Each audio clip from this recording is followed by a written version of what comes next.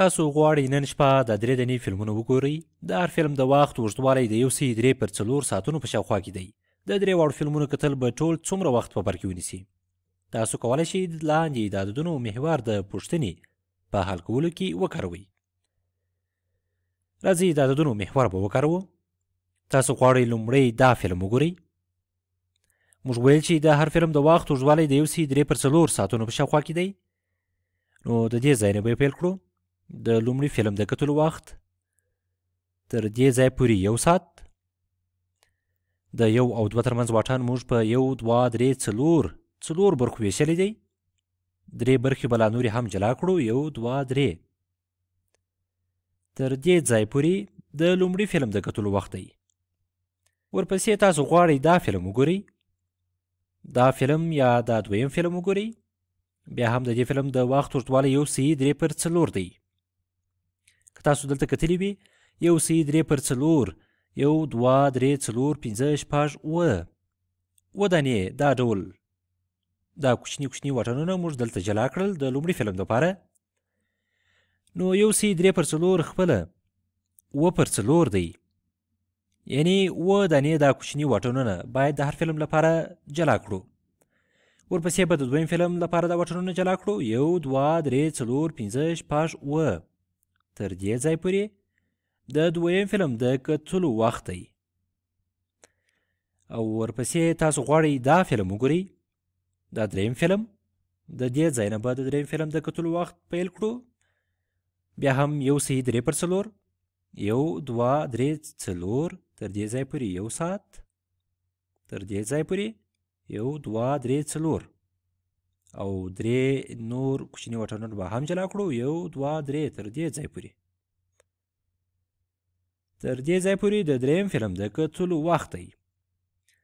چې دا ټول د 3 واړو فلمونو د کتلو وخت مو تر دې ځای پورې په لاس راوړ، چې دا 5/1 کېږي. 5/1. راځئ اوس بیا د ضرب د عملیې په مرسته په لاس راوړو. 1.3 به ولیکو.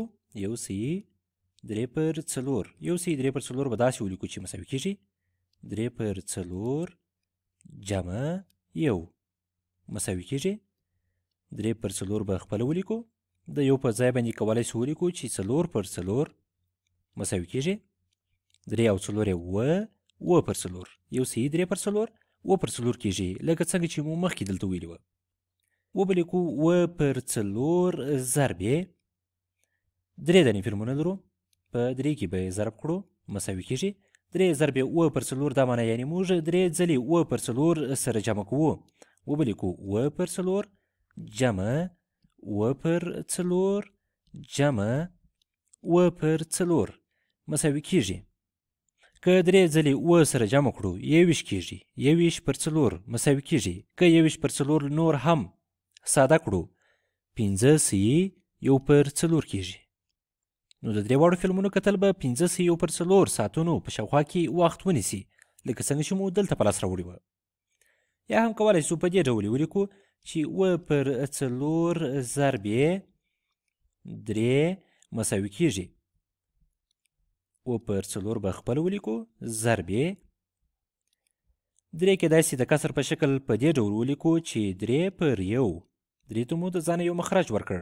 3/1 بیرته 3 کېږي مساوي کېږي و/4 ضرب 3/1، یعنی و 3 ځلې سره جمع کوو. و جمع و جمع و/4 ضرب 1 کېږي مساوي کېږي و 3 ځلې جمع کوو. وبه لیکو چې و ضرب 3/4 مساوي کېږي و ضرب 3 بیا هم 21 کېږي. 21/4 21/4 مو دلته په ساده شکل په دې ډول ولیکل چې 5/1. نو د 3 واړو فلمونو د کتلو وخت به 5/1 ساعتونو په شاوخوا کې وي.